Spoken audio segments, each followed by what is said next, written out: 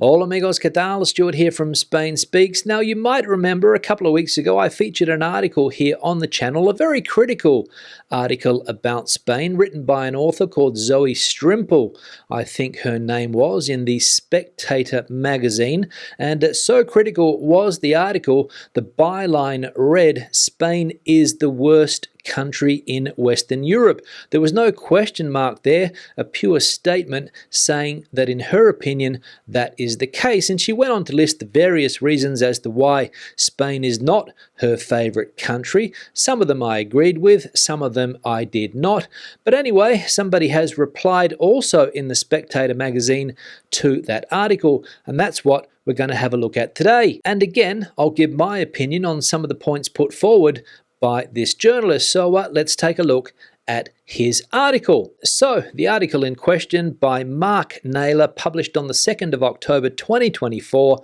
and the headline, "If Spain doesn't impress you, what will? Ignore what the tourists say. There is no better place to live in Western Europe." And straight away he's getting stuck into the author of that previous article by using the word tourist there, because let's be honest, should we be listening to the point of view of a tourist here in Spain as to whether or not they like the country? The first paragraph: "As a Brit who has lived in Spain for almost a decade, I must take issue with Zoe Strimple's recent article, arguing that it's the worst country in Western Europe, at least as a holiday destination. My 4 years in Granada and almost 5 in Malaga have shown me that it's the best place in Western Europe to live, but not because of anything to do with progressive politics or a Gen Z dating trend." So again, we're getting a more credible point of view of a foreigner that has lived in this country for close to 10 years. So this is an opinion worth listening to, right? Now let's have a look at some of the points that were put forward in the first article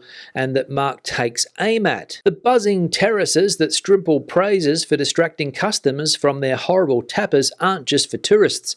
They are an integral part of the Spanish lifestyle. Life in Spain is lived outdoors, not shuttered away in heated rooms, hiding from the cold and rain. This means that people aren't isolated in the way they tend to be in countries with harsher weather.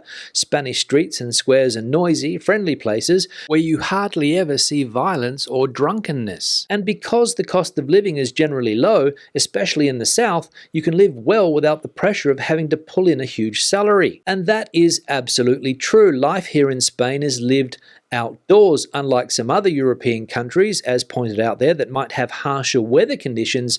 Here in Spain that is not the case, and people take full advantage of the good weather whenever they can. Drunkenness is rarely an issue, and you don't see a lot of violence associated with alcoholism like you see in some other countries. And basically, you can go to a bar or restaurant, sit outside on one of these terraces, have something to eat or drink, and not have to worry about a drunk person spoiling your meal, which has happened to me in other countries, unfortunately, but never here in Spain. And I'll say that again, never here in Spain. It is often said, usually by Northern Europeans, Brits and Americans, that Spaniards are lazy, and they seem to have a point. Employees in shops, banks and even hospitals leave their stations for breakfast around 10 a.m. High street shops close on Saturday afternoons, Sundays, and for 3 hours in the middle of every weekday. Banks, administrative buildings and post offices are never open past 2 p.m, and local bus services often don't operate at weekends. Most towns and villages are deserted between 2 p.m. and 5 p.m, during which period everyone knows to respect the siesta hour. So from this paragraph, it's clear that the author is not living in a big city here in Spain, for example Madrid or Barcelona, because in these cities, the bigger cities here in Spain, things don't slow down, and a lot of people can't enjoy a siesta. Post offices where I live here on the outskirts of Madrid don't close at 2 p.m. They stay open until 8 p.m, so different to where the author lives, of course. And when it comes to laziness here in Spain, I would agree with the author there, because I don't think Spanish people are lazy, or at least the majority are not lazy. They are hard-working people. Of course, there are some lazy people out there, but the majority, as I said, are hard-working in my humble opinion. And another difference where I live compared to where the author lives is that shops here don't close for 3 hours in the middle of the day like they do in some smaller cities and towns in the country. Such things can be frustrating, especially for expats accustomed to cities where anything is available at any time, but these customs aren't due to laziness. They show rather that Spaniards don't prioritize work above everything else. Equal importance is accorded to socializing with friends and family, especially during the week-long festivals in summer. Spaniards are experts in extracting pleasure and connection from the most humdrum aspects of daily life,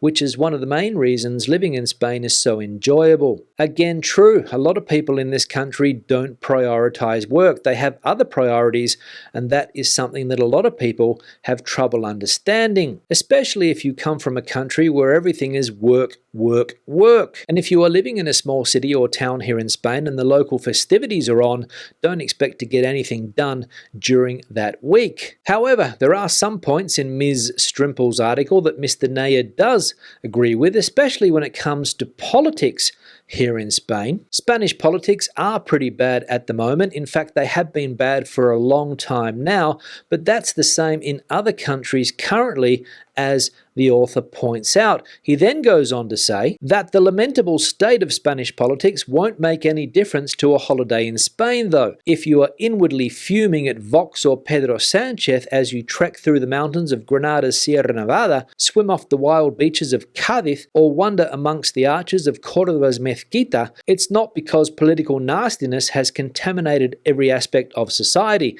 It's because you need a serious break from reading the news. Absolutely. And I couldn't agree with that paragraph more. If you're coming here on holiday, why would you be interested in Spanish politics? Answer me that. Enjoy the beaches, enjoy the sun, enjoy the food, enjoy the drink, and don't worry about politics, and your holiday will be a whole lot better. Now, when it comes to food, Mr. Naya also agrees with some of the points made by Ms. Strimple. As we can see, I also agree to some extent with Strimple about Spanish food. Yes, it can be oily and carb heavy. Bread and potatoes accompany most main courses, and vegetables, especially of the green variety, rarely appear on menus. Many dishes are deep fried and very dry, as sauces aren't really a Spanish specialty.